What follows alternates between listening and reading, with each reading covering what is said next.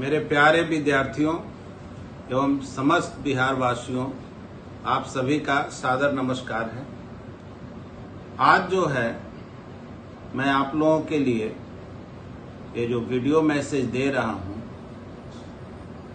उसका बहुत हद तक प्रारूप जो है कोरोना काल में ही एक तरह से तैयार हुआ था।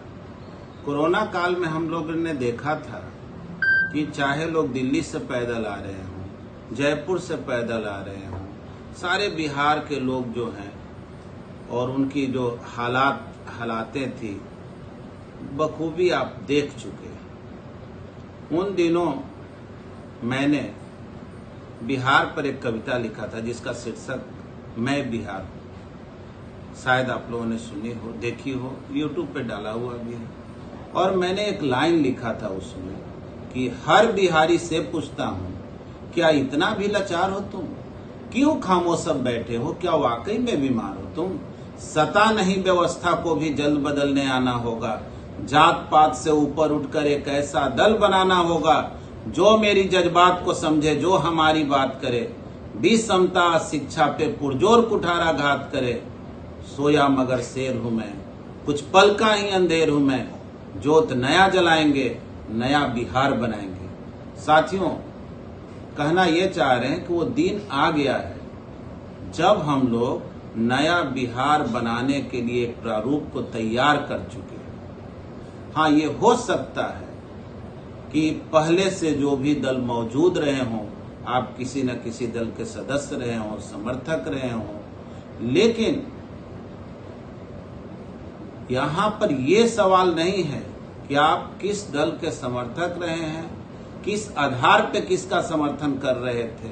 आज सवाल ये है कि बिहार के जो दुर्दशा है, इससे निकालने का क्या उपाय है। आए हम सब मिल करके उस उपाय को निकालने के लिए सहभागी नहीं बनेंगे, तब फिर हम रोना ही रोते रह जाएंगे।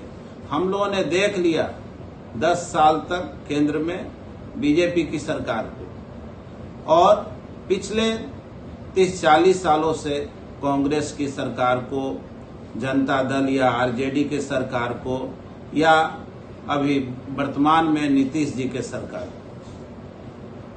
इन चीजों में मैं ये नहीं कह सकता हूं कि विकास नहीं हुआ है। बहुत हद तक नीतीश जी के सरकार में आप ये बोल सकते हैं कि सड़क का निर्माण हुआ, बिजली की व्यवस्था अच्छी हुई, लॉ ऑर्डर भी बेहतर हुआ है।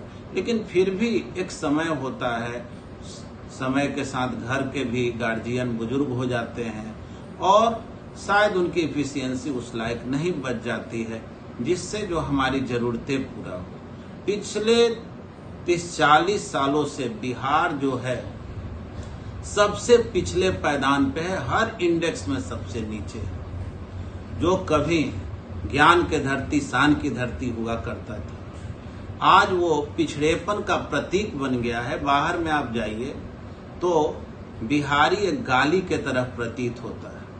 और बिहार के अंदर में हम लोग आपस में जात पात में इतने विभक्त हुए रहते हैं कि हर आदमी कोशिश करता है कि जो मेरे बिरादरी का व्यक्ति हो, चाहे वो कहे गुंडा और क्रिमिनल ही क्यों ना हो, आप उसी पे गर्वान्वित होते रहते हैं। पहली बार एक ऐसा प्रयास किया जा रहा है, मुझे ये नहीं मालूम प्रयास जो है किस लेवल तक सफल होगा, लेकिन मेरा मानना आज भी यह है, एक साइंस के टीचर होने के नाते, कि कोई भी चीज का जब प्रयास होता है तो अगर उसका लक्ष्य बेहतर हो तो उसमें सहभागी बनना आपका कर्तव्य बनता है। और नहीं तो फिर क्या होता है कि वो व्यक्ति का जब हौसला टूट जाता है और वो आगे नहीं बढ़ता है, तो फिर आप और गर्त में चले जाते हैं, जहां होते हैं उससे नीचे चले जाते हैं। इसलिए मेरा आप समस्त बिहार वासियों से विनम्र निवेदन है कि प्रशांत किशोर जी जो जन सुराज के माध्यम से बिहार के दशा और दुर्दशा को बेहतर करना चाहते हैं, उसको जो यहाँ जो शिक्षा व्यवस्था है, यहाँ जो बेरोजगारी है, यहाँ जो कृषि भी जो कहीं से भी फायदे का कार्य नहीं बच गया है, उसके लिए उन्होंने जो रोड मैप तैयार किया है, आप कुछ न करें, आप जन सुराज के लिए वोट दें न दें, आप कम से कम उसके प्रारूप को देखें। आप जो हैं पहले उसको जाने समझें कि जो कहा जा रहा है वो कितना सार्थक है। सत्ता के लिए ये बात हो रही है कि व्यवस्था परिवर्तन की बात हो रही है। और आप जानते हैं कि मैं कहीं भी तभी जाता हूं जब पहले मैं उसको बहुत अच्छे से समझ लेता हूं। मैंने बहुत अच्छी तरह से समझा है।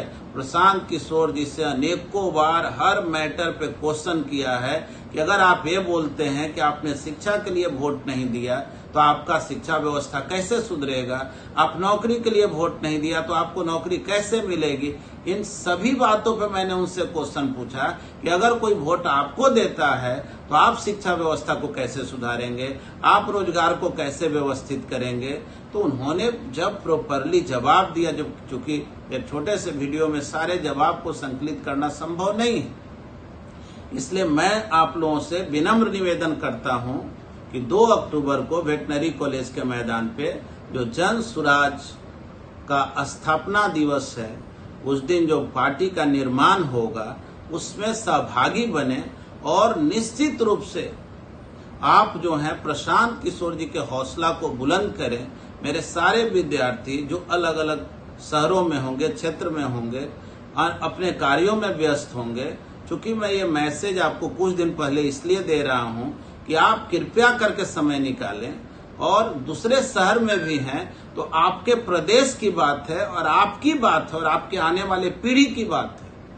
आप जान रहे हैं कि आपको पढ़ने के लिए भी बिहार से बाहर जाना पड़ता है, नौकरी के लिए भी बिहार से बाहर जाना पड़ता है, बेहतर इलाज के लिए भी जाना पड़ता है। जो आपके यहाँ कृषि ऐसे ही पड़ती रह जाता है, उसी कृषि कार्य को करने के लिए भी मजदूरी के आधार पे आप अन्य प्रदेशों में जाते हैं। और अगर कोई व्यक्ति आपको बेहतर बनाने के लिए एक सामूहिक प्रयास कर रहा है, एक सांगठनिक प्रयास कर रहा है, तो मेरा मानना यही है कि उस व्यक्ति के हौसला को बुलंद करना चाहिए। और मुझे पूर्ण विश्वास है कि आप सब जो है इसमें पूरी तरह से खड़े रहेंगे, साथ देंगे और आएंगे भी। एक चीज हमेशा याद रखना है, अगर कोई आदमी बहुत अच्छा काम करने जा रहा हो तो हम उसको अगर सहयोग नहीं कर पाते हैं तो कम से कम उसको क्रिटिसाइज नहीं करना चाहिए, जिससे कि कहीं से भी उसके हौसला में कोई कमी नहीं आए। धन्यवाद।